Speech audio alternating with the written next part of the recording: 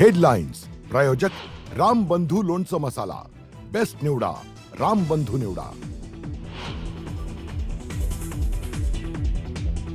वंदे मातरम गीताला मिळाला राष्ट्रगीताच्या बरोबरीचा दर्जा। मोदी कॅबिनेटने प्रस्तावाला दिली मंजुरी। वंदे मातरमचा अपमान करणाऱ्यांना होणार जेल।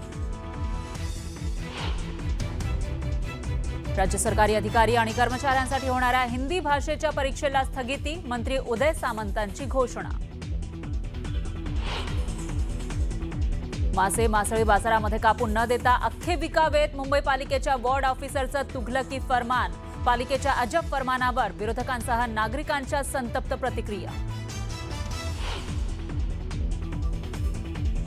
सुनेत्रा पवारांचा राज्यसभा सदस्यत्वाचा राजीनामा। रिक्त झालेल्या राज्यसभेच्या जागेवरील उमेदवारीबाबत अजून निर्णय नाही। राज्यसभेवर जाण्यासाठी राष्ट्रवादीमधील अनेक नेते उत्सुक।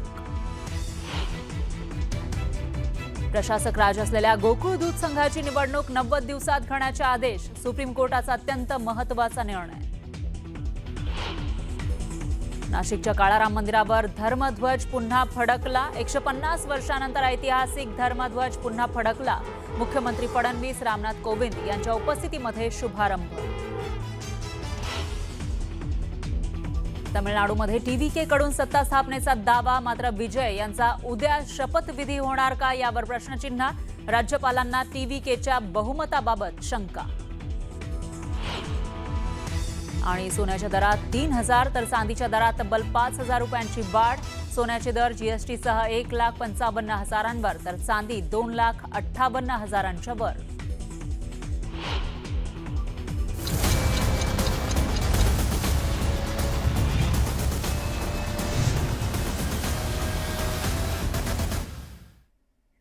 नमस्कार, मी फराह खान। तुम्ही बघताय महाराष्ट्राचा number 1 Marathi news channel news 18 Marathi, आवाज महाराष्ट्राचा। आणि प्राईम टाइम बुलेटिन मध्ये पुढच्या तासाभरात आज दिवसभरातल्या सर्व महत्त्वाच्या घडामोडी आपण बघणार आहोत। सुरुवातीला पाहूयात एक स्पेशल रिपोर्ट तमिळनाडूमधील सत्ता कारणाचा। तमिळनाडूमधील स्टॅलिन यांच्या सत्तेला हादरा देत अभिनेता विजयनं सत्ता खेचून आणली।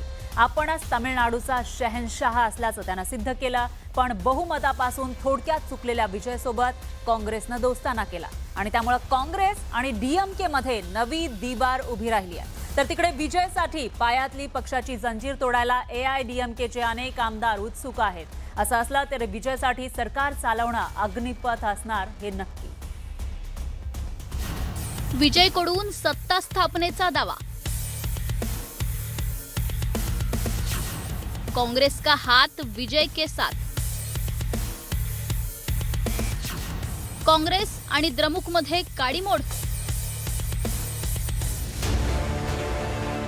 तामिळनाडूच्या राजकारणात मोठा उलटफेर झाला असून पहिल्यांदाच राजकीय रणांगणात उतरलेला अभिनेता थलपती विजयचा टीव्हीके पक्ष सत्ता सोपानाच्या अगदी जवळ येऊन पोहोचलाय।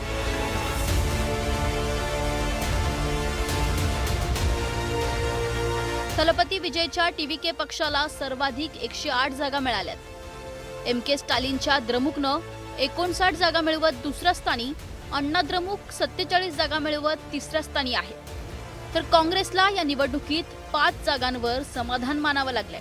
तर अंबुमनी रामदास यांच्या पीएमकेला 4 जागा मिळाल्या।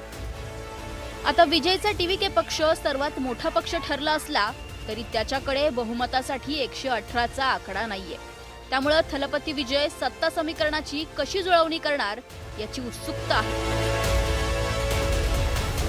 अशातच काँग्रेसनं थलपती विजयला मदतीचा हात पुढे केलाय। तमिळनाडूतील काँग्रेसच्या प्रदेशाध्यक्षांनी थलपती विजयची भेट घेत पाठिंब्याची घोषणा केली आहे। काँग्रेसच्या 5 आमदारांमुळे विजयचं संख्याबळ वाढलंय। पण अद्यापही त्याला मॅजिक फिगर गाठता आलेली नाही। क्योंकि वो काफ़ी वेट कर रहे थे हमारे लेटर को, सो हमने आज जो तमिलनाडु कांग्रेस कमेटी की पॉलिटिकल अफेयर्स कमेटी ने डिसीजन लिया, उसके बाद सीएलपी ने डिसीजन लिया और हमारे 500 विधायक साथ में थे। All the 5 MLAs were together and he welcomed us very with all warmness. और उसने राहुल जी से, खरगे जी से और वेणुगोपाल जी से बात करके उनको धन्यवाद भी किया और उनको अपने ओथ सेरेमनी इन्वाइट भी। तामिळनाडूत बहुमताचा आकडा आहे 118। थलपती विजयकडे असलेलं 108 आणि काँग्रेसचे 5 असे मिळून 113 असं संख्याबळ होतंय। मात्र तरीही विजय सत्तेपासून दूर राहणार आहे. आता अशा वेळी अंबुमनी रामदास यांचा पीएमके पक्ष आणि इतर छोट्या पक्षांची साथही विजयला मिळण्याची चर्चा आहे. दरम्यान काँग्रेस आणि विजयचा पक्ष जवळ येत असल्याची बाब स्टॅलिन यांच्या द्रमुकला रुचलेली नाहीये. द्रमुकसोबत काँग्रेसनं युती करत तामिळनाडूत निवडणूक लढवली होती, तर इंडिया आघाडीतही काँग्रेस आणि स्टॅलिन यांचा द्रमुक घटक पक्ष आहे. त्यामुळे विजयला पाठिंबा देण्याच्या काँग्रेसच्या निर्णयाचे पडसाद इंडिया आघाडीच्या ऐक्यावरही उमटण्याची शक्यता आहे. द्रमुक आणि विजय हे थेट विरोधात लढलेले आहेत. काँग्रेसचा विजय यांना पाठिंबा देण्याचा निर्णय द्रमुकला आवडणार नाही. याचं कारण असं की द्रमुक विजयच्या विरोधामध्येच याच्या पुढे लढणार आहे आणि राज्यामधलं आपलं स्थान, गेलेलं स्थान कसं परत मिळेल यासाठी धडपड करणार आहे. त्याच वेळेला ज्या काँग्रेससोबत निवडणुका लढवल्या तो काँग्रेस पक्ष सत्तेसोबत असल्यामुळं तिथे त्यांची अडचण होणार. त्यामुळे काँग्रेस आणि द्रमुक यांचे संबंध तामिळनाडू पुरते तणावाचे राहणार. आता या सर्व घडामोडी घडत असतानाच थलपती विजय ज्याच्या विरोधात निवडणुकीत उतरला होता त्या अण्णा द्रमुक पक्षानेही विजयला बाहेरून पाठिंबा देण्याची तयारी दर्शवल्याची माहिती मिळतेय. टीव्हीकेला पाठिंबा देण्यासाठी अण्णा द्रमुक पक्षामधील एक मोठा गट अनुकूल असल्याची चर्चा आहे. काँग्रेसला कुठल्याही परिस्थितीमध्ये तामिळनाडूमध्ये सत्तेचा लाभ मिळू द्यायचा नाही असं जर दृष्टिकोन असेल, काँग्रेसला सत्तेपासून दूर ठेवायचं असं ठरलं असेल, तर अण्णा द्रमुक तात्काळ पाठिंबा देईल, सत्तेमध्ये कदाचित सहभागी होईल आणि एका अर्थाने भाजपाचा अप्रत्यक्षरित्या सत्तेमध्ये सहभाग होईल. अर्थात त्यासाठी त्यांना विजय यांना असंही सांगितलं जाऊ शकतं की तुम्हाला केंद्राकडून लागणारी सगळी मदत आम्ही देऊ. थलपती विजयनं राज्यपालांची भेट घेत सत्ता स्थापनेचा दावा केलाय. विजयच्या शपथविधीची चेन्नईतल्या नेहरू स्टेडियमवर जय्यत तयारी सुरू झाली आहे. विजयच्या या शपथविधीला त्याचे लाखो चाहते येण्याची शक्यता आहे.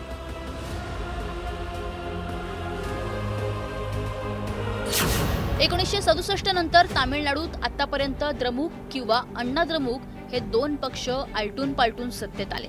मात्र पहिल्यांदाच हे दोन पक्ष वगळता विजयचा टीव्हीके पक्ष हा सत्तेत येणार आहे. मुख्यमंत्रीपदाची शपथ घेतल्यानंतर बहुमत सिद्ध करण्याचं मोठं आव्हान विजय समोर असणार आहे. तर काँग्रेससह इतर छोट्या पक्षांची मोड बांधत असताना विजय सत्ता सोपन गाठणार असला तरी काठावरचं बहुमत असल्यामुळं विजयला 5 वर्ष कारभार करताना तारेवरची कसरत करावी लागणार आहे. नरेश बोभाटेसह bureau report, news 18 Marathi. Bihar आणि उत्तर प्रदेशच्या धर्तीवर पश्चिम बंगालमध्ये सुद्धा भाजपच्या मुख्यमंत्र्यांसोबत उपमुख्यमंत्री पद सुद्धा राहण्याची शक्यता आहे. ममता बॅनर्जींच्या तृणमूल काँग्रेसला धक्का देत सत्तेत आलेल्या भाजप सरकारचा येत्या 9 मे रोजी शपथविधी समारंभ पार पडणार आहे. मात्र पश्चिम बंगालच्या मुख्यमंत्रीपदाची माळ कुणाच्या गळ्यात पडणार याची उत्सुकता आहे.